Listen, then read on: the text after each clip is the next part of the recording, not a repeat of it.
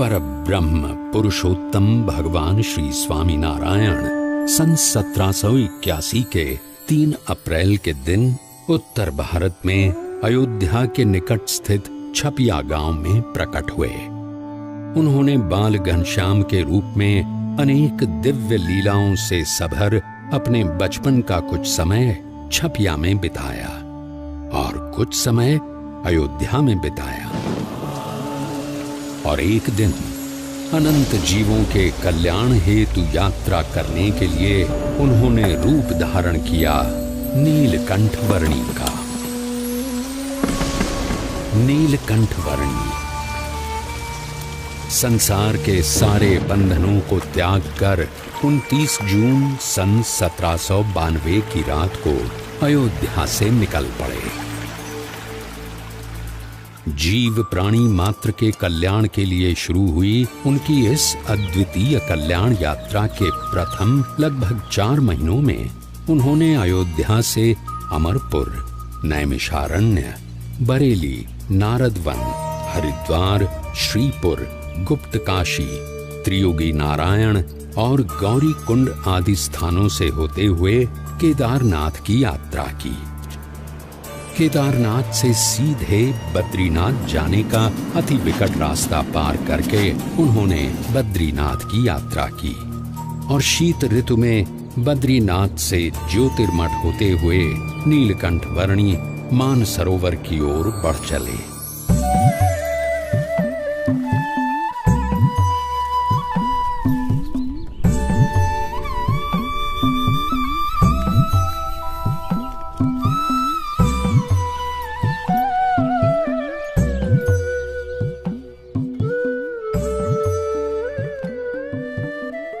सत्यं वद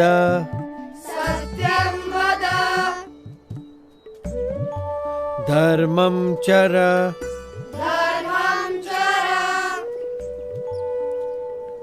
सत्यान्न प्रमदितव्यम्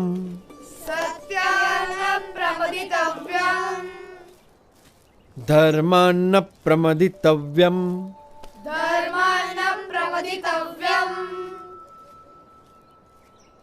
धर्म पालन, अहिंसा, सेवा, यह सब अच्छे मनुष्य जीवन के लक्षण हैं और इसीलिए इन सब सद्गुणों को अपनाते हुए परोपकारी जीवन जीना चाहिए। उसी में मनुष्य जीवन की सार्थकता है।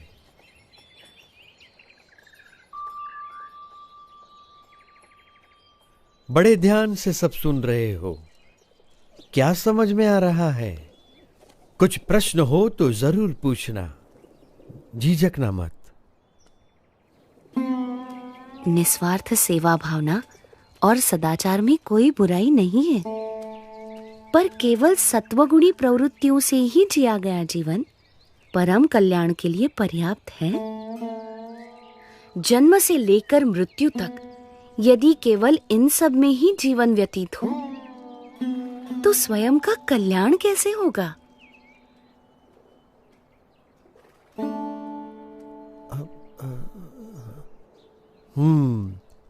बड़े गुणी लगते हो, विद्याभ्यासी भी लगते हो और तर्क भी बहुत अच्छी तरह से प्रस्तुत कर लेते हो।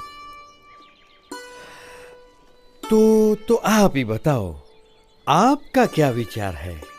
मनुष्य को कैसा जीवन जीना चाहिए? ऐसा जीवन जो उस उच्चतम विद्या को पाने के लिए जिया गया हो, जिसे जानने के बाद और कुछ भी जानना बाकी न रह जाए। पर ऐसी कौन सी विद्या है? ब्रह्म विद्या,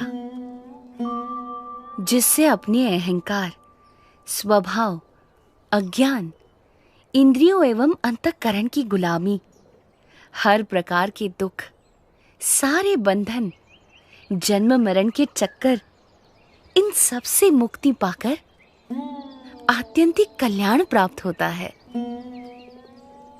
पर केवल स्वयं के कल्याण के लिए जिया गया जीवन स्वार्थ सिद्धि का पर्याय बनकर ही नहीं रह जाएगा। यदि व्यक्ति यथार्थ रूप से आत्यंतिक कल्याण के मार्ग पर चल पड़े तो उसका जीवन अपने आप ही सबके लिए कल्याणकारी बन रहता है, एक यज्ञ के समान बन जाता है। सबकी भलाई का यज्ञ, सबकी सेवा का यज्ञ, सबके कल्याण का यज्ञ। अच्छा, अब पर आप हो कौन? मैं नीलकंठ हूं। आप इस उम्र में ऐसे अकेले क्यों निकल पड़े हो? सबको परम कल्याण के मार्ग पर प्रेरित करने के लिए यही मेरे जीवन का उद्देश्य है। उम्र से तो आप शिष्य जैसे लगते हो, पर ज्ञान से गुरु हो।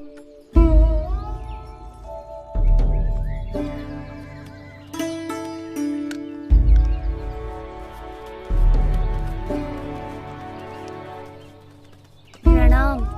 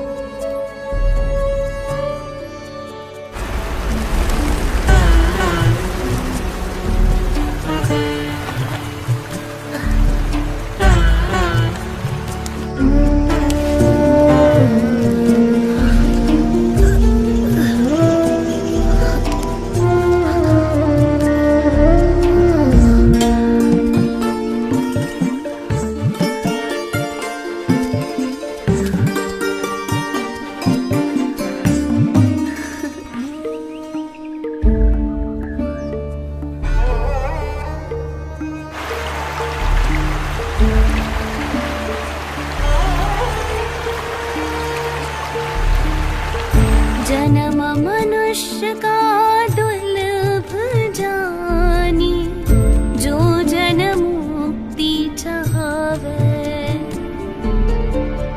ममारु मौसम संतन संगे, परम मुक्ति को पावे।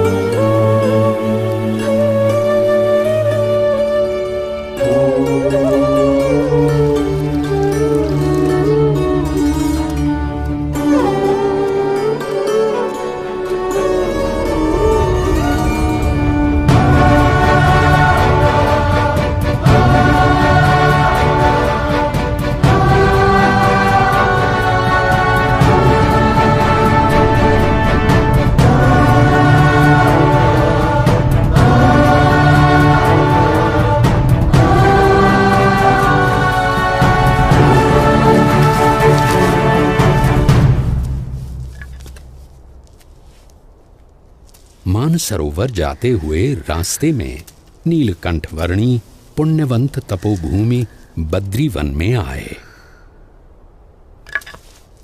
वहां असाधारण तपश्चर्या करने का संकल्प लेकर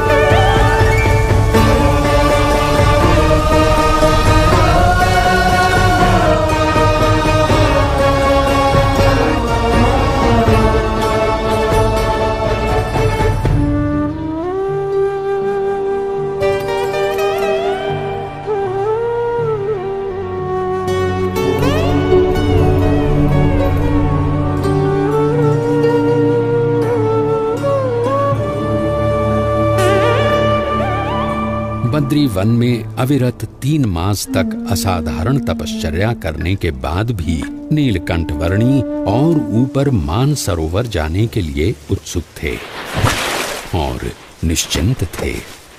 और यहाँ नीचे ज्योतिर्मठ में बद्रीनाथ मंदिर के पुजारी जी चिंतित थे। पुजारी जी, ऐसा हिमप्रपात तो हर साल शीत ऋतु में होता रहता है, आप इतने चिंतित क्यों हो गए? क्योंकि इस साल शीत ऋतु में एक नन्हा बालक मानसरोवर की ओर चल पड़ा है। हमें यहाँ इतनी संरक्षित जगह पर रहते हुए भी चिंता हो जाती है, तो उसे वहां कितनी चिंता होती होगी, कितना डर गया होगा वो। जिस भूमि पर शीत ऋतु में खड़ा रहना ही मुश्किल है, वहां अपनी यात्रा कैसे करता होगा वो। बर्फ के वीरान रेगिस्तान में केवल 11 साल का मासूम अकेला।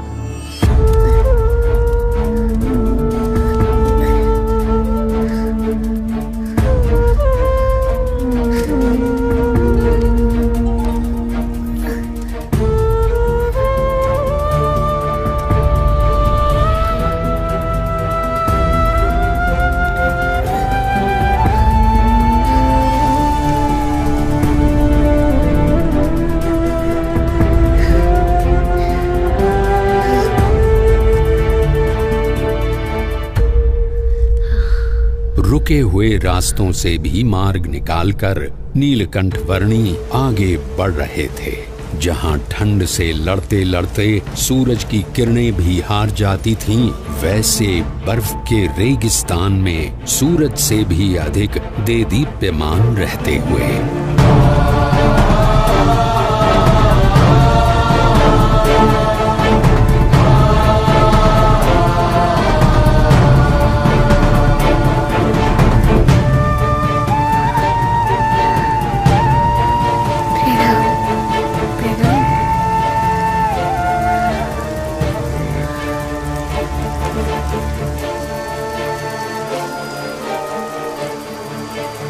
सन 1793 की शीत ऋतु के प्रारंभ में नीलकंठ वर्णी ज्योतिर्मठ से बढ़ चले थे और शीत ऋतु के बढ़ते हुए प्रभाव के साथ उनके चरण और आगे बढ़ रहे थे, भारत के उत्तर में तिब्बत में स्थित मानसरोवर की ओर।